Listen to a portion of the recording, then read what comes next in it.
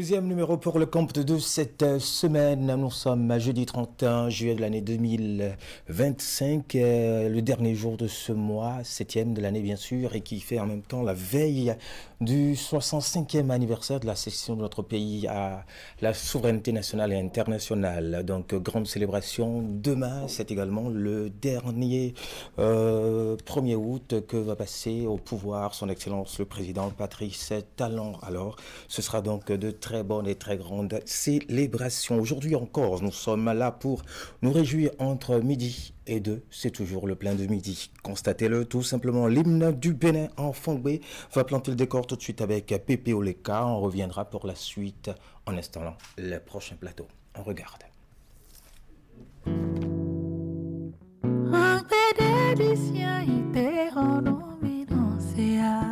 Benito Vilemi, visite, oh, visite, vai mi desu, aido ingo edwa ijiwe mi bofon, si we honue, yolo era koso akpakpa, togo mi ton le boy ko cheko to me, lo bokma komo vakan po me hon pa, boy so zonu bokan jokon ya nibi, baya baya, Benito Vilemi, visite, oh, visite, bayi mi desu, aido huon edwa ijiwe mi bofon, Benelito te tati ton le mi lokan wezon wa, mi se takbere po ma sokan langbe ho, ma monkan do ato yezo, no enaita bonu, vivo vivo mi ton le kanawa mongu tomba dula, Benito Vilemi, visite, oh, visite bayi mi desu, aido humo edwa ijiwe mi bofon, Benito Vilemi, visite, oh, visite bayi mi desu, aido humo edwa ijiwe mi bofon. Sublime et majestueuse chanson bien reprise par Pépé Oleka, il faut oser le dire. Belle prestation également, c'était l'année passée devant le chef de l'État, un parterre de personnalités au défilé du 1er août. Salutations également au colonel André Loconon qui au nom de l'AME a également présenté une très très belle chanson. On espère donc de grandes surprises pour demain, pour cette grande célébration également. La chronique Business Revolution, c'est tout de suite.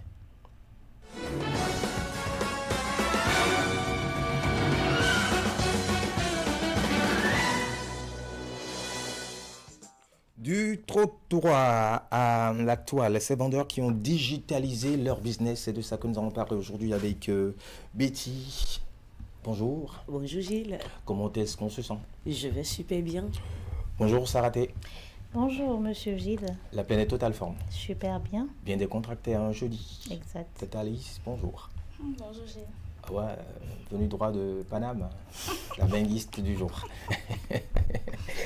Alors, nous parlons justement de ces vendeurs qui ont digitalisé leur business. De quoi s'agit-il en réalité? Alors, bonjour aux chers téléspectateurs qui nous suivent. Merci de prendre toujours le rendez-vous. Du trottoir à la toile, ces vendeurs qui ont digitalisé leur business. Je commence déjà par dire que je connaissais une dame, Fatou, voilà, qui vendait des jus au bord de la rue, au marché parfois. Mais quand la pandémie Covid-19 a commencé, elle a fermé. Voilà. Elle a dû changer et elle a créé alors sa page Facebook. Elle a commencé à vendre en ligne. Aujourd'hui, ses commandes ont doublé. Elle fait des livraisons. Elle a même embauché quelqu'un pour l'aider. Wow. Le digital lui a sauvé la vie. Il se peut aussi que ça sauve la vôtre. Alors, pourquoi ce discours?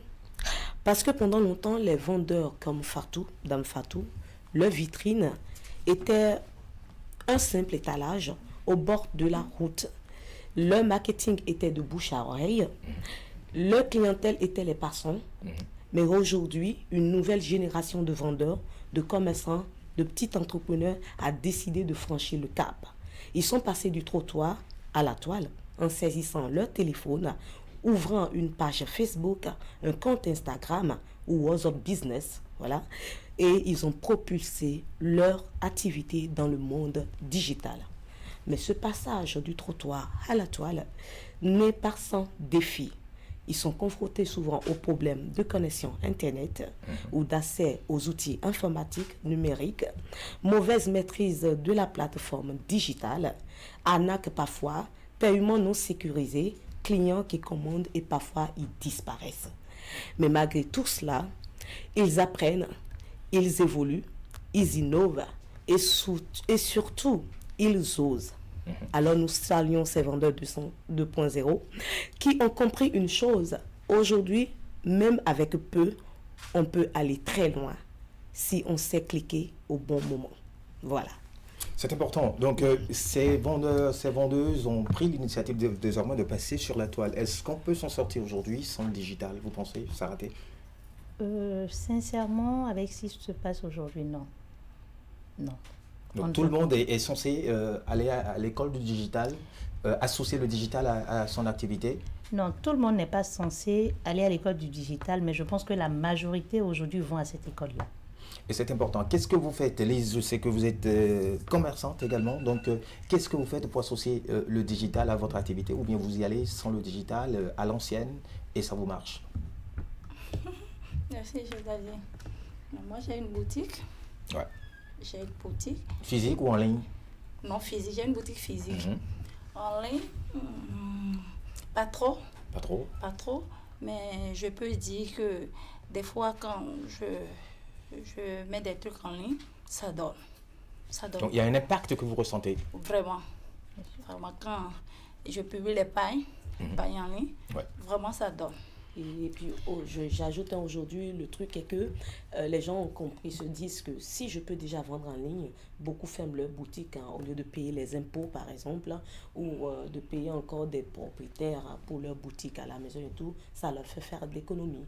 Et tout le monde se convertit aujourd'hui. Si tu peux un tout petit peu parler de ton business sans pour autant être communicateur ou journaliste, voilà, tu te mets devant ton écran, ton smartphone, et puis tu dis je vends, venez acheter, et puis ça coule très vite. Mais donc, si tu sais vraiment gérer les deux, ça marche. Parce que si tu exposes les trucs sur le digital, et tu dois avoir un siège. Une base. Aujourd'hui, avec le système de livreurs, il y en a qui ont trouvé la solution, sont installés à la maison. Mais quand tu as une boutique ou bien tu as une maison où tu stockes les trucs, c'est mieux. Oui. C'est mieux. Quand les gens viennent voir et puis voir que tu as des articles, c'est mieux, ils te font plus confiance. Si, c'est vrai. Moi, je rajoute, donc les deux vont de pair. Rapidement, avant de finir. Moi, je dirais, dans mon domaine, par exemple, l'immobilier, le bouche à oreille, c'était ce qu'on avait. Aujourd'hui, avec le digital, on a plus d'opportunités, beaucoup de clients qui viennent vers nous. Donc, je dis, le digital, sincèrement, il faut faire On ne va pas boucler cet entretien, cette rubrique, justement, sans aborder l'aspect sécuritaire. Oui, parce que ça a été ressorti tout à l'heure, ces vendeurs sont exposés également à des risques d'insécurité sur le net. Parfois c'est de l'arnaque, parfois c'est des commandes qu'on n'arrive plus à honorer. C'est vrai. C'est pourquoi il faut payer à la C'est vrai qu'elle ne paye pas l'impôt, elle ne paye pas de taxes, mais il y a plus de risques qu'elle prenne dans ce domaine-là. Oui. Parce qu'il y a aujourd'hui en ligne, il y a beaucoup d'escroqueries. De fausses personnes. Des gens vous commandent même des articles, le livreur, il fait sa livraison, mais l'argent ne vient pas. Des fois, on dit au livreur, il faut partir, j'ai déjà envoyé et tout. S'il appelle la propriétaire, elle est indisponible. Ben, quand il voit la personne, c'est même mieux. Parfois, il y a des gens qui vont, mais ils ne voient même personne. C'est-à-dire, on vous perd de temps. C'est une perte de temps, c'est une perte d'argent, beaucoup de choses. Exactement. Mais actuellement, il faut payer à la livraison. C'est ça. Oui. Pour être plus sûr. Payer à la livraison. Pour éviter les risques. De toute façon, ça expose, dans ce cas, ça expose le vendeur également. Tu sois peut-être l'arnaqueur, en fait. Toi qui vends, en fait. Il y a des articles, en fait, c'est pas ce qu'on vous présente sur la toile. C'est des deux côtés. Voilà, c'est des deux côtés. Le risque est partagé. Voilà. Merci beaucoup pour cette chronique. Je rappelle que le thème, c'est du trottoir à la toile. Ces vendeurs qui ont digitalisé leur business. On y reviendra sans doute pour plus de précision. Nous allons passer à présent à la pub avec notre partenaire, Lia Pharmacie. C'est ici que les talents sont révélés. Ah oui, c'est ici que les talents sont révélés. On façonne des talents, on éclaire les visions dans la route. Et bien sûr, vous êtes en direct sur Lia Formation FM. Même animé, Lia Formation, l'avenir est destiné. Lia Formation, au sommet de l'excellence. Leader de l'image, appliqué avec confiance. Innovation et passion, un savoir inégalé. Lia, le chemin pour te surpasser. Chaque projecteur illumine nos espoirs, chaque caméra raconte une histoire. Du son à l'image, tout est maîtrisé. Avec l'IA, ton talent va s'imposer. L'IA, la vision, la qualité. On crée, on inspire, on transforme le réel. Avec toi, on bâtit des projets exceptionnels. Rejoins la référence, là où tout est guidé.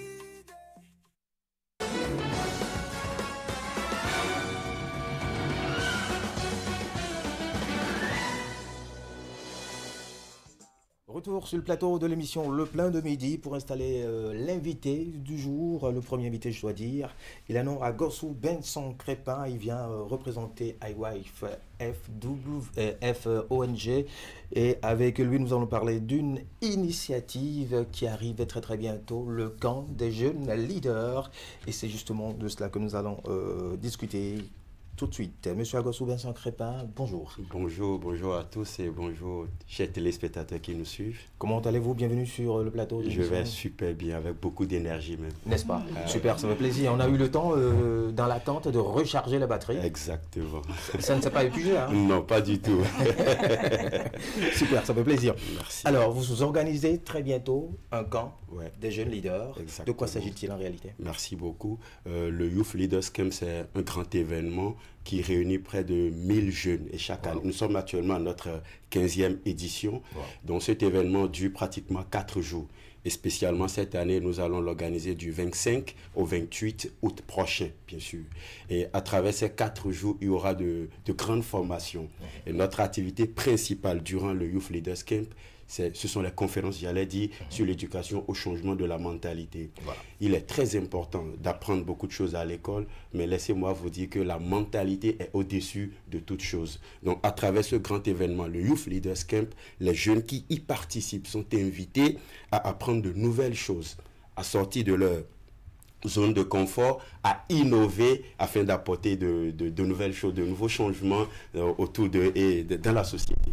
Les amener à réfléchir autrement, à développer de nouvelles mentalités, de nouveaux comportements dans la société. Exactement. Et tout. Alors, ce camp va se dérouler où?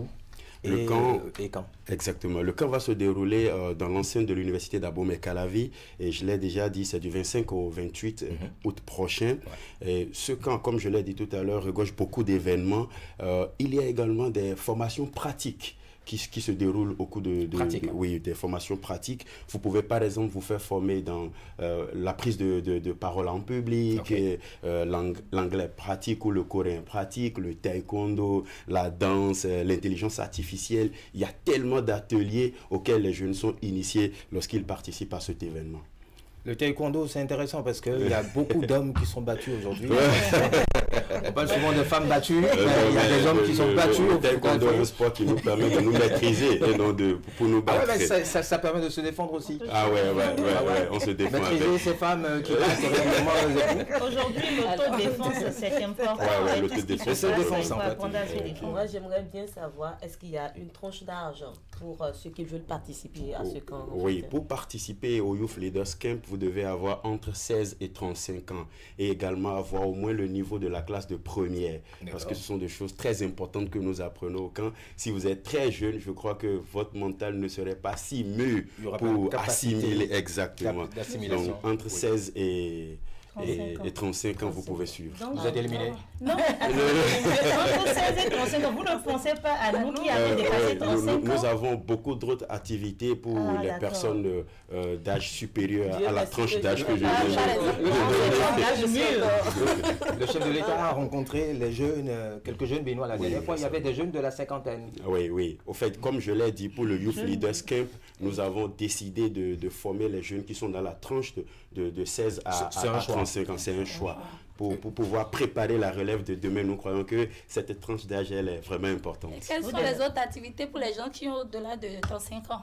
Il est bien vrai que nous organisons des formations pour renforcer les capacités des personnes âgées. Par exemple, dans votre business, si vous avez besoin d'un coaching mental, je parle bien du coaching mental, quelle mentalité, le mindset, merci bien, quelle mentalité avoir pour pouvoir surmonter les limites de la vie. Vous savez, la vie dans laquelle nous sommes, c'est comme un océan. Aller à l'école, c'est comme aller apprendre à nager dans une piscine. Les vagues de la mer et les vagues de la piscine ne sont pas à comparer. Donc, à travers les cours d'éducation, changement de mentalité que nous donnons aux personnes âgées, cela leur permet d'affronter les vagues de la vie et de s'en sortir pleinement. J'ai l'impression que vous avez les talents, les capacités nécessaires pour vendre la place de l'Étoile Rouge. Plus de 35 ans, les femmes, hommes d'âge mûr, du coup, on va vers vous. On va finir avec les conditions de participation. Pour y participer, la participation, elle coûte 10 000 francs. Okay. Et dans les 10 000 francs, vous avez droit à l'hébergement, la restauration, et puis on vous offre également un t-shirt souvenir. Donc tout ça, ça fait partie des 10 000. Ah ouais, vous êtes bien restauré. Je vous dis que nous sommes à notre 15e édition. Et déjà, beaucoup ont expérimenté. Et il y a tellement de commentaires là-dessus sur les réseaux sociaux. Et je crois que si vous participez, vous n'allez pas regretter. Il y a du beau meilleur dans le menu? Oh, ne vous inquiétez pas, il y a de la bonne bouffe. D'accord, merci. Merci contact avant de partir? Oui, pour finir, je dirais, pour tous ceux qui veulent nous contacter, ils peuvent nous joindre au 01 97 48 10 16. Je rappelle que le visuel passe actuellement à l'écran. Observez donc, participez à ce camp, chers jeunes. Ça va booster véritablement votre mindset. Beaucoup d'autres capacités seront développées à travers ce camp. Des jeunes leaders. Ne ratez pas cet événement. Merci d'être passé dans notre studio, Monsieur Agossou Vincent Crépin. Merci à vous. Ça a été un grand plaisir pour moi. Le plaisir partagé. On se retrouve jeudi prochain. Exactement. Allez, portez-vous bien. Salutations à toute l'équipe de l'ONG. Merci. À très bientôt. Très bientôt. On marque une petite pause. On revient avec Pépé Oleka. Le temps d'installer le dernier plateau. Nous allons parler vernissage. Nous serons dans l'art plastique. À tout de suite.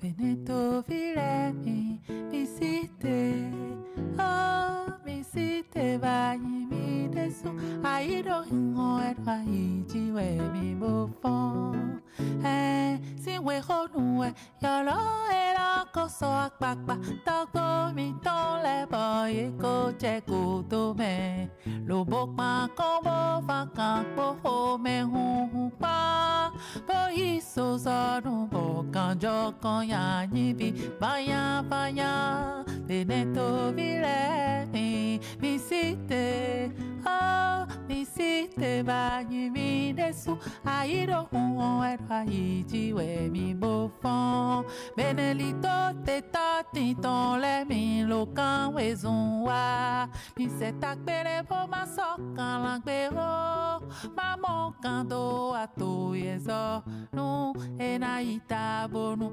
vivu mi ton le kanawa mongu tomba dula, Benito Vilemi, visite, oh, visite, banyi mi desu, aido huo edwa ijiwe mi bofon, Benito Vilemi, visite, oh, visite, banyi mi desu, aido huo edwa ijiwe mi bofon.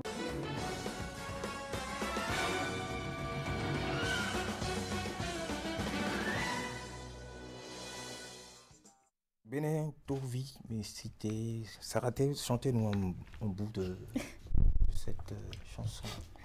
C'est l'hymne national, hein, c'est enfant. Benito Vilemi, mi cité. Ouais. Oh, mi cité, bayi mi desu, aïro vihan weda iji memibo. Je parie que vous avez été chicoté à l'école pour apprendre cette chanson. Clair. Parce que... C'est tout enfant. C'est pas la joie. Entre-temps, je ne sais pas si ça continue aujourd'hui. Hein, ça s'apprenait dans les écoles déjà au groupe primaire. Oui, je pense qu'aujourd'hui, ils sont en train de réinsérer ces genres de programmes-là. Les enfants, la langue, l'hymne. Les classes culturelles. Oui, les classes culturelles. Super. Voilà. Nous parlons à présent avec notre deuxième invité de vernissage et d'exposition autour de la thématique archives vivantes et futures enracinées. Deux invités sur le plateau.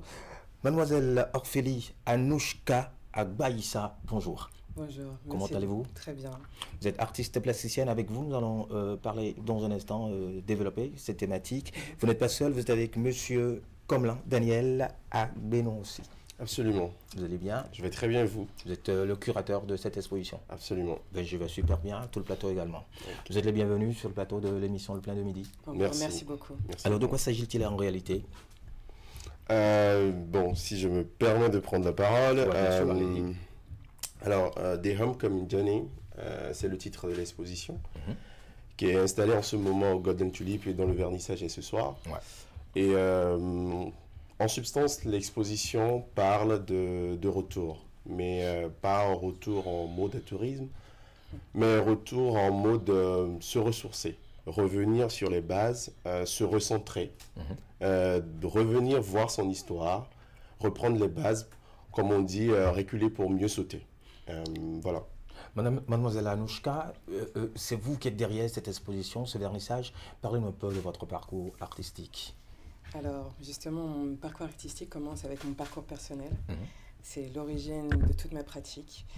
Je voulais en fait enfin me définir moi-même. Vous voyez, souvent on fait preuve, on reçoit pas mal de perceptions des autres. Ouais. Et là, je me suis dit, je veux définir comment les autres vont me percevoir. Et pour cela, il faut revenir aux sources. Et donc, j'ai fait un voyage d'1 an où j'ai voyagé du nord au sud, entre le Bénin et le Togo. Et ça m'a permis de mieux comprendre justement nos coutumes, nos traditions, et même d'archiver des traditions qu'on commence à perdre. Et voilà, pour constituer ma propre archive personnelle et constituer au mieux justement une meilleure définition. Les thématiques de prédilection? Alors, c'est retour aux sources, c'est aussi tradition, modernité et mémoire. Pas d'amour? Bon, amour personnel. Je pense que tout ça est scellé par l'amour. L'amour de soi, l'amour de s'aligner, l'amour de son histoire, l'amour de sa propre personne. Et je pense que c'est ce qui sous-tend cette exposition. Ce n'est pas, je dis dans le propos curatorial que c'est une expo centrée sur une personne, mais c'est la meilleure façon pour parler au groupe, pour parler à tout le monde. Parce que même à l'échelle nationale, le Bénin a investi beaucoup en termes de personnes et en termes d'argent pour que les Béninois et tous les Africains se sentent fiers d'appartenir à ce pays, à ce continent. Et je pense que ça passe aussi par le retour de nos diasporas, nos frères et sœurs qui, dans des circonstances, sont partis, ont été détachés de ce continent. Je pense qu'il faut leur faire de la place. Il faut créer les conditions et parfois même leur rappeler qu'il est important de revenir ici pour chercher réponse à des questions qu'ils se posent depuis plusieurs siècles. Appuyé bien sûr par ce décret présidentiel qui donne accès à la nationalité béninoise aux afro-descendants. Exactement. Alors, qu'est-ce qui vous inspire dans votre travail? Quels sont les choix que vous faites en matière de matériaux? Alors, c'est mon histoire, donc c'est mes archives, les archives que mes grands-parents m'ont laissées, qui constituent vraiment l'une des ressources premières justement de mon travail. J'essaye de dépasser la photographie en explorant aussi le textile, en explorant justement différents types d'impressions, parce que pour moi c'est très important justement de donner vie et de créer une expérience immersive des photos. Pas juste cette sensation 2D. Donc voilà, j'essaye d'amener aussi le visiteur à interagir avec l'œuvre et à se questionner sur sa propre histoire, sur son propre héritage. Toute une panoplie d'œuvres. Comment vous avez sélectionné? Comment la sélection des œuvres exposées a été faite? Ok. Pour la sélection, ça a été fait en commun accord avec l'artiste, bien évidemment. Mais aussi avec mon regard et ma suggestion sur certaines photos. Mais dans l'ensemble, quelque chose qui lui parle à elle, parce que, comme elle le dit, c'est une expérience. Et donc, pour chaque moment, pour moi, il est important que l'artiste transmette l'émotion qu'il a vécue en prenant certaines photos, surtout dans le cas de la photographie. Ouais. Et donc, on est parti sur ce côté-là, mais aussi sur ce qui parlerait à beaucoup de personnes. Des clichés, des photos, qu'on n'a pas l'habitude de voir. Donc c'est mon travail aussi de voir sur le paysage artistique béninois ou africain, quelles sont les propositions qui ressembleraient aux images qu'on a à disposition et de faire les sélections des meilleures pour que le message puisse passer véritablement. Qu'est-ce que vous attendez de ce vernissage? C'est une introduction de mon travail justement sur la terre-mère. Voilà, c'est d'écouter justement les avis, c'est de partager aussi, c'est un moment de communion que je veux créer. On a créé justement une installation où on recrée à peu près le salon de mes grands-parents avec des photos d'eux, ainsi que quelques objets de leur salon. Donc voilà, c'est vraiment créer un moment convivial et de partager avec toutes les personnes qui souhaitent. Votre expérience en tant que curateur? Alors, sur ce projet ou sur... sur ce projet, ok. Alors, sur ce projet, c'est inédit, c'est super intéressant. Du travail avec l'artiste et avec l'équipe, mais aussi dans un contexte béninois que j'apprends à connaître parce que je suis togolais et donc grandi au Togo, mais là je viens vers le Bénin. C'est la première expérience au Bénin? Non, pas la première. Pas la première expérience, mais une telle expérience, c'est la première. Et c'est bien que je puisse commencer avec Anouchka parce que justement, au-delà de tout, on partage une amitié. Et je pense que dans mon travail, c'est central d'avoir une bonne relation avec l'artiste. Comme ça permet de fluidifier le message. Et je pense aussi qu'au-delà de tout, il y a un aspect spirituel de la chose où l'énergie que vous mettez dans l'exposition est importante. Donc, il est pour moi intéressant et nécessaire d'avoir une bonne relation avec la personne. Et du coup, sur ce coup, avec Anouchka, c'est une très belle expérience. Et j'espère qu'on aura réussi à transmettre cette émotion, ou en tout cas ces moments de partage avec nos invités ce soir. Vous serez, Sarah? Après l'émission, je vais... Vous avez compris déjà. Pourquoi ça a compris? Après l'émission... Je vous ai vu sidéré. Voilà, je vais aller au vernissage. C'est Golden Tulip. Golden Tulip. Je vais aller visiter, je vais filmer, je vais prendre mon temps. Parce que moi, avec... En tout cas... C'est une histoire d'amour. Vous êtes la bienvenue. Est-ce qu'on démarre à quelle heure? Le vernissage démarre à quelle heure? Alors, le vernissage démarre à 18h. Donc, c'est ce qui est marqué sur les invitations. Prière d'être à l'heure. Voilà. Qu'est-ce que vous retenez de cette thématique que nous présente notre artiste Anouchka?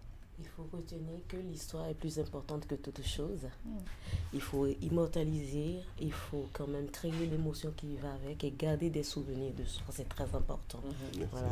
S'inspirer de son passé pour vivre le présent et construire l'avenir, ce sera autour de cette thématique archives vivantes et futures enracinées que nous allons découvrir le talent caché derrière Anouchka en vernissage ce soir à Golden Tulip à partir de 18h. Anouchka, un mot pour boucler cet entretien?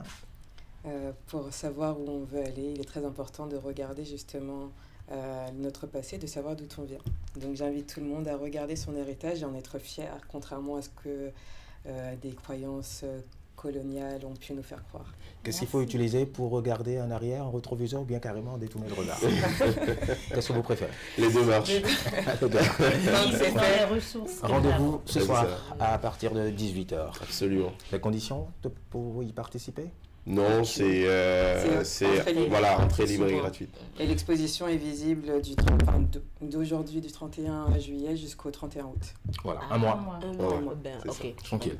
Merci, on se retrouve également du côté du restaurant The Gift ce soir pour le Club du Riz. C'est à partir de 20h. Ne ratez pas cet événement qui également va vous détendre. Voilà, le Club du Riz tous les jeudis à partir de 20h, restaurant The Gift. C'est à Goudomin.